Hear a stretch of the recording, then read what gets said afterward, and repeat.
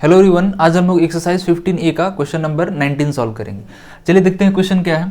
Question है find the area and perimeter of an isosceles right triangle each of whose equal sides measure 10 centimetre, और यहाँ पर √2 का value 1.41 लेना है। ठीक है, अब देखेंगे इस क्वेश्चन में ये कह रहा है कि एक आइसोसेलेस ट्राइंगल है लेकिन वो राइट एंगल ट्राइंगल है। ठीक है, और जो दो इक्वल साइड है, आइसोसेलेस में दो इक्वल साइड होता है, दोनों इक्वल साइड का जो मेजरमेंट है वो 10 सेंटीमीटर है। तो उस ट्राइंगल का हमें पेरीमीटर भी निकालना है और एरिया भी निकालना है। ठीक है, तो समझेंगे कभी भी अगर राइट एंगल ट्राइंगल आइसोसेलेस होता है, ठीक है, तो उसमें परपेंडिकुलर और बेस ही इक्वल हो सकता है।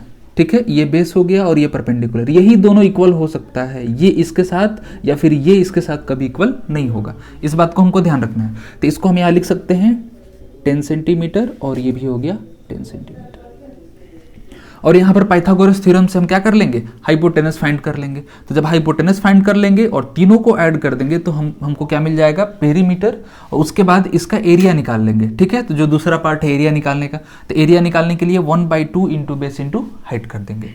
ठीक है, चलिए तो सोल्यूशन पे आते हैं हम लोग। गिवन क्या गिवन है, इक्वल साइड यानी कि परपेंडिकुलर या फिर बेस दोनों कितना है, 10 सेंटीमीटर है। तो हम यहाँ लिख देंगे बेस 10 सेंटीमीटर और परपेंडिकुलर भी लिख देते हैं 10 सेंटीमीटर।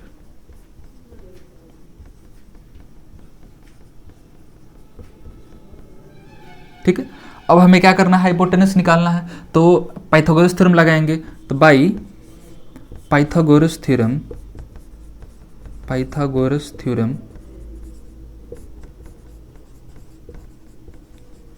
इसका हम नेमिंग कर देते हैं ABC।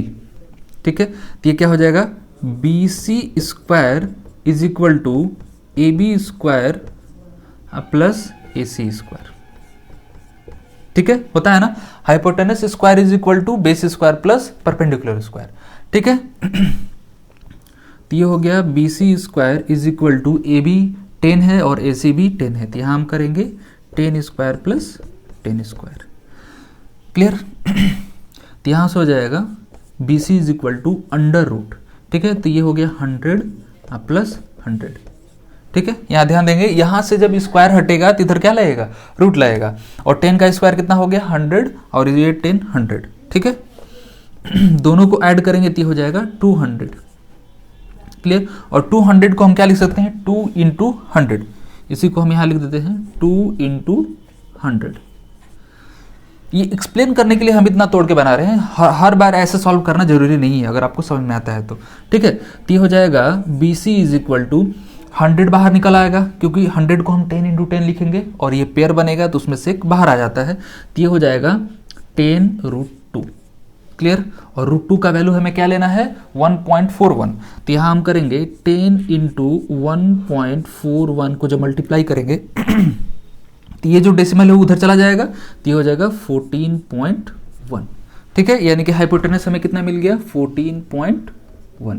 क्लियर, तो हम क्या करेंगे, यहाँ पर पहले पेरीमीटर निकाल लेंगे। सेंटीमीटर यहाँ लगा देंगे हम। ठीक है, सेंटीमीटर में है, तो पेरीमीटर निकालने के लिए हम क्या करेंगे, तीनों साइड को ऐड कर देंगे। पेरीमीटर हो जाएगा 10 प्लस 10 प्लस 14.1। ठीक है, तो हो जाएगा 34.1 सेंटीमीटर। यह आ गया हमारा पेरीमीटर। एरिया निकालने के लिए कुछ नहीं करना है, एरिया का फॉर्मूला लगाएंगे 1/2 इंटू बेस इंटू हाइट। ठीक है, तो ये हो जाएगा 1/2, बेस भी 10 है और हाइट भी 10 है, तो 2 से ये कैंसिल होगा, यहाँ आएगा 5 और ये हो जाएगा 50 सेंटीमीटर स्क्वायर। ठीक है, 50 सेंटीमीटर स्क्वायर। दो पार्ट था, पेरीमीटर और एरिया इसमें पूछा था। ठीक है, तो दोनों हम लोग फाइंड कर चुके हैं, उम्मीद है इसमें कोई दिक्कत नहीं होगा। ठीक है, चलिए तो इस वीडियो में बस इतना ही, मिलते हैं नेक्स्ट वीडियो में नए क्वेश्चन के साथ। Thank you.